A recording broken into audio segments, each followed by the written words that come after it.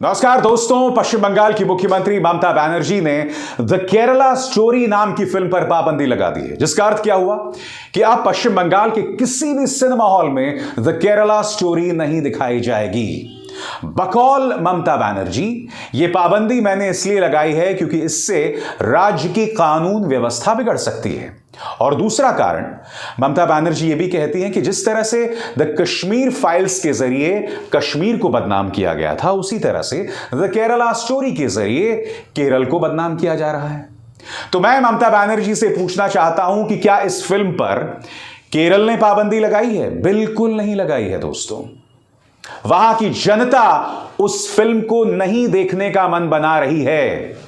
मैं जानता हूं आप में से कई लोग मुझसे पूछेंगे, अभिसार जी इस मुद्दे पर आपकी क्या राय है? तो मैं एक पंक्ति में, एक सेंटेंस में बात कहना चाहता हूं कि केरला स्टोरी पर ममता बनर्जी ने जो पाबंदी लगाने का फैसला किया है वो सरासर गलत है, गलत है, गलत है। It is a big mistake और उसके अलावा कुछ नहीं। ममता बनर्जी के इस फैसले से सिर्फ और सिर्फ भारतीय जनता पार्टी को मदद मिलेगी, उनके राजनीतिक प्रोपेगेंडा में मदद मिलेगी। और सबसे शॉकिंग बात यह है कि कर्नाटक में 10 मई को वोट डाले जाने वाले हैं और 8 मई को ममता बनर्जी केरल स्टोरी पर पाबंदी लगा देती हैं। याद कीजिए, प्रधानमंत्री नरेंद्र मोदी ने बाकायदा अपनी एक रैली में केरला स्टोरी का जिक्र किया था। यानी कहां कर्नाटक के चुनाव और कहां केरला स्टोरी के मुद्दे पर वो कांग्रेस पर हमला बोल रहे थे। याद है कि भूल गए? सुनते हैं प्रधानमंत्री ने क्या कहा था। ये केरला स्टोरी की इन दिनों काफी चर्चा है। कहते हैं केरला स्टोरी सिर्फ एक राज्य में हुई आतंकवादियों की छद्म नीतियों की साजिशों पर आधारित है। देश का इतना खूबसूरत राज्य, जहां के लोग इतने परिश्रमी और प्रतिभाशाली होते हैं, उस केरला के में चल रही आतंकी साजिश का खुलासा ये केरला स्टोरी फिल्म में, केरला फाइल्स फिल्म में उसे किया गया है।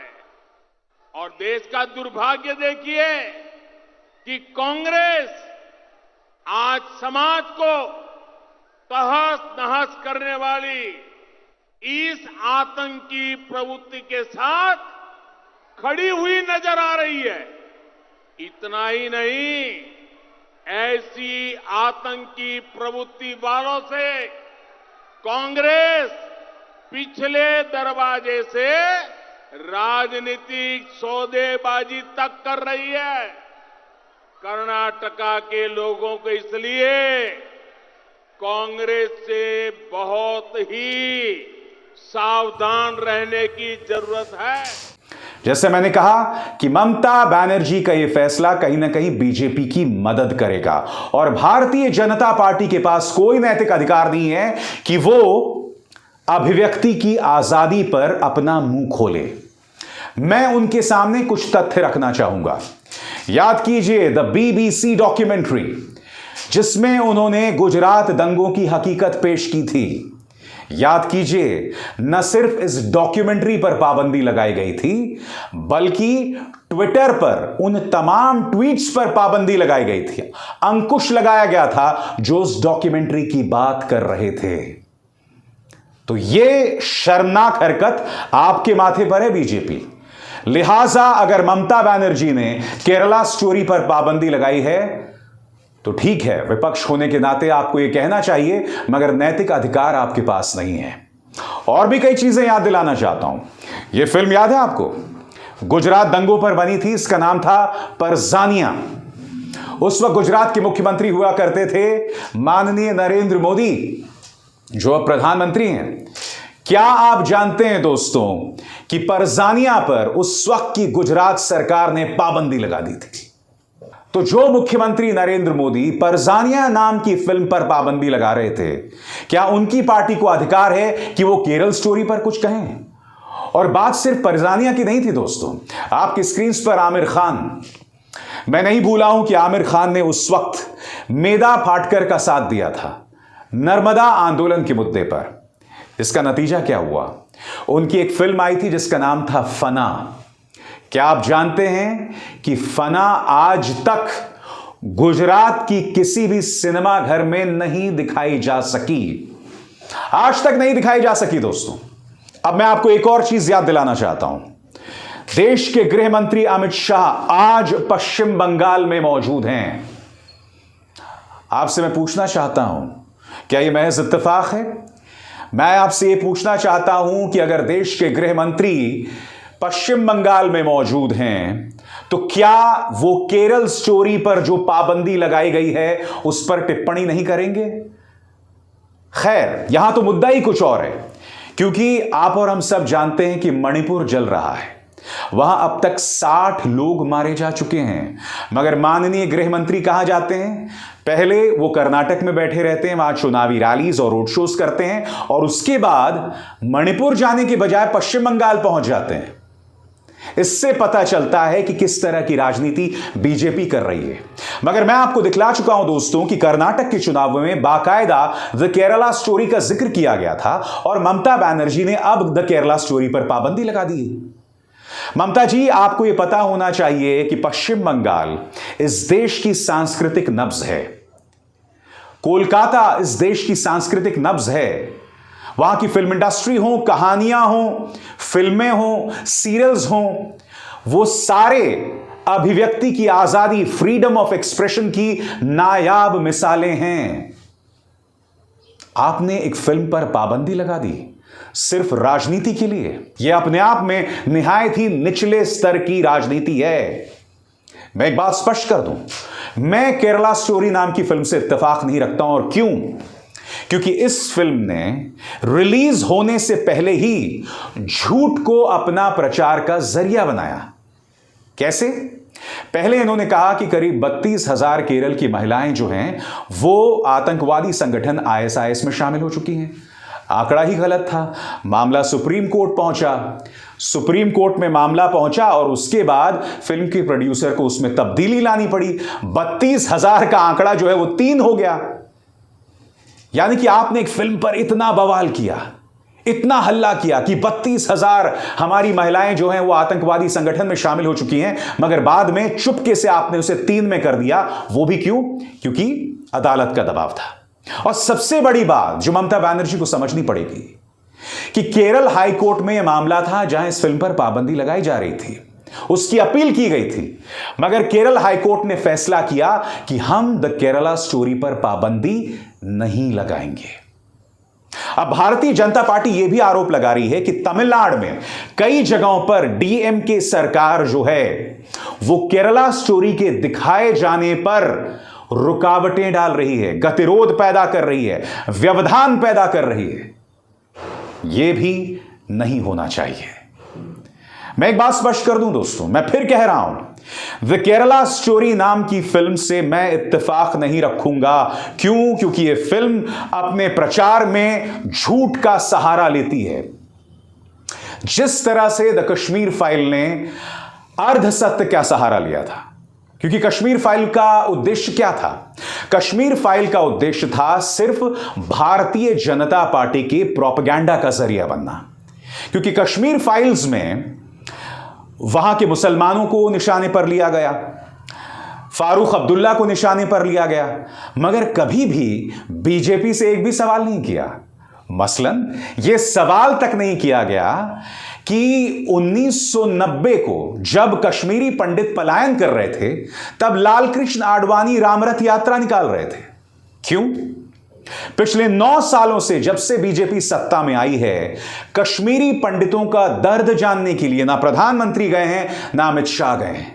फिल्म के अंदर खुलेआम अनुपम खेर का कैरेक्टर अपने गले में एक तख्ती लेकर चलता है कि आर्टिकल 370 हटाओ, मगर आर्टिकल 370 हटने के बावजूद 1990 के बाद पहली बार कश्मीरी पंडितों पर निशाना साधे जाने लगा पिछले 2 सालों में। इस वक्त भी कश्मीरी पंडित आंदोलन कर रहे हैं, मगर कोई गोदी मीडिया, कोई विवेक अग्निहोत्री, कोई अनुपम खेर उनसे मिलने नहीं जाएगा। जी हां, कश्मीरी पंडितों पर फिर से निशाना साधा जा रहा है। और जम्मू कश्मीर पर राज किसका है? आपने राज्य का दर्जा खत्म कर दिया, आपने यूनियन टेरिटरी में बदल दिया उसे, मगर हकीकत यह है कि इस वक्त जम्मू कश्मीर में राज जो है वो बीजेपी का है। आतंकवाद फिर अपने पांव पसार रहा है, यह भी हकीकत है। मगर इन तथ्यों पर विवेक अग्निहोत्री ने कुछ नहीं कहा था। उल्टा फिल्म से जो कमाई हुई उससे इन्होंने मुंबई में एक बंगला खरीद लिया 20 करोड़ का। मैं नहीं भूला हूं, फिल्म रिलीज होने के बाद एक प्रेस कॉन्फ्रेंस में विवेक अग्निहोत्री से पूछा गया था कि क्या जो फिल्म से कमाई कर रहे हैं वो पैसा आप कश्मीरी पंडितों को देंगे? तो उन्होंने कहा था नहीं नहीं नहीं साहब, कोई ऐसी कमाई नहीं हो रही है। यह बात अलग है कि खुद ये 20 करोड़ का बंगला लेकर मुंबई में रह रहे हैं। वो आपका अधिकार है, क्योंकि कानूनी तौर पर जायज पैसा है। बिल्कुल आप रहिए 20 करोड़ के बंगले में, मगर ढकोसला बंद कीजिए, दोहरे मापदंड बंद कीजिए। इसीलिए मैंने कश्मीर फाइल्स का समर्थन नहीं किया था, और यही वजह है कि मैं बतौर फिल्म द केरला स्टोरी के प्रोपेगेंडा का समर्थन नहीं करता, क्योंकि उस फिल्म का समर्थन भाजपा एक राजनीतिक हथियार के तौर पर कर रही है और उसके अलावा कुछ नहीं। क्या मैं द केरला स्टोरी देखूंगा? जी हां, मैंने कश्मीर फाइल्स भी देखी थी, और मैं द केरला स्टोरी भी देखूंगा तब जब वो ओटीटी या टीवी पर आ जाएगी। जी हां, तभी देखूंगा। मैं अपने पैसे बर्बाद करके सिनेमा हॉल में नहीं जाने वाला हूं। मगर हां, केरला स्टोरी की अभिव्यक्ति की आजादी के साथ मैं खड़ा हूं। उसे ना दिखाया जाना सरासर गलत है। मगर बीजेपी कृपया घड़ियाली आंसू ना बहाए। आपके पास कोई अधिकार नहीं है इस मुद्दे पर घड़ियाली आंसू बहाने का। अभिव्यक्ति की आजादी को सबसे ज्यादा अगर आजाद भारत के इतिहास में किसी पॉलिटिकल पार्टी ने कुचला है तो वो बीजेपी ने कुचला है, और उसके अलावा किसी ने नहीं। पिछले 9 साल से देख लीजिए, जो पत्रकार इनसे सवाल करते हैं उन पर अनर्गल केसेस करते हैं। जो पत्रकार इनसे सवाल करते हैं उनके लिए ऐसे हालात बनाए जाते हैं कि उन्हें अपने संस्थाओं से इस्तीफा देना पड़ता है। जिन संस्थाओं में ऐसे पत्रकार हैं जो मोदी जी से सवाल करते हैं, उन संस्थाओं के लिए हालात बद से बदतर किए जाते हैं। यह है भारतीय जनता पार्टी की हकीकत। इसीलिए अभिव्यक्ति की आजादी पर माननीय अनुराग ठाकुर कृपया आंसू ना बहाएं। आपको कोई अधिकार नहीं है, नैतिक अधिकार तो बिल्कुल भी नहीं है। मगर फिर दोहरा दूं, ममता बनर्जी ने जो किया है वो सरासर गलत है। अभिव्यक्ति की आजादी के लिहाज से, पश्चिम बंगाल जो कि इस देश की सांस्कृतिक नब्ज है उसके लिहाज से, और राजनीतिक लिहाज से भी, यानी कि 10 मई से 2 दिन पहले कर्नाटक की वोटिंग से 48 घंटे पहले आपने द केरला स्टोरी पर पाबंदी लगाकर कहीं ना कहीं बीजेपी की मदद की है, और उसके अलावा कुछ नहीं। और केरल स्टोरी पर लगाई गई पाबंदी के खिलाफ शबाना आजमी ने भी अपनी आवाज बुलंद की है। उनका ट्वीट अंग्रेजी में, जिसका मैं हिंदी में भी अनुवाद करूंगा। Those who speak of banning the Kerala story are as wrong as those who wanted to ban Amir Khan's Lal Singh Chaddha. Once a film has been passed by the Central Board of Film Certification, nobody has the right to become an extra constitutional authority. इसका हिंदी में अनुवाद करें तो ये कि जो लोग इस वक्त केरल स्टोरी पर पाबंदी की बात कर रहे हैं वो बिल्कुल उसी तरह से गलत हैं जब लोग आमिर खान की लाल सिंह चड्ढा पर पाबंदी लगाने की बात कर रहे थे, क्योंकि दोनों ही फिल्मों को सेंसर बोर्ड क्लियर कर चुका है। किसी के पास संविधान के इतर यह अधिकार नहीं है, संविधान के बाहर यह अधिकार नहीं है कि वो इस तरह का कोई फैसला ले सके। इस मंच पर मैं हर व्यक्ति की अभिव्यक्ति की आजादी के लिए जद्दोजहद करता रहूंगा जब तक वो कानून के दायरे में होगी, क्योंकि हम ये ना भूलें कि केरला स्टोरी को सेंसर बोर्ड ने क्लियर किया है, यानी कि वो फिल्म कानून के दायरे में है। और सबसे बड़ा सवाल, और ये मेरा आखिरी सवाल है, क्या फिल्म द केरला स्टोरी पर केरल सरकार ने पाबंदी लगाई? नहीं लगाई ना। क्यों? क्योंकि केरला अपनी कहानी अपने अंदाज में कह रहा है। केरला पूरी दुनिया से कह रहा है कि तमाम राज्यों में सबसे ज्यादा शिक्षित केरल में पाए जाते हैं।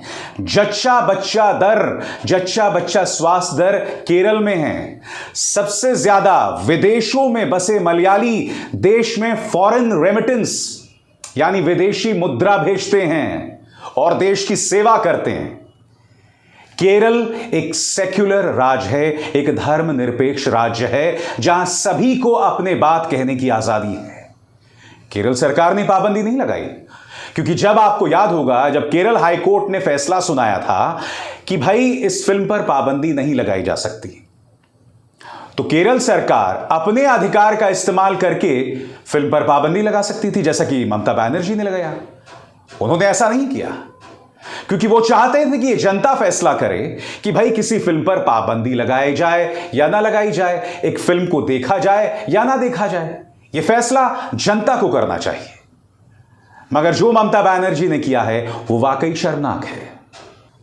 अभिसार शर्मा को दीजिए इजाजत। नमस्कार।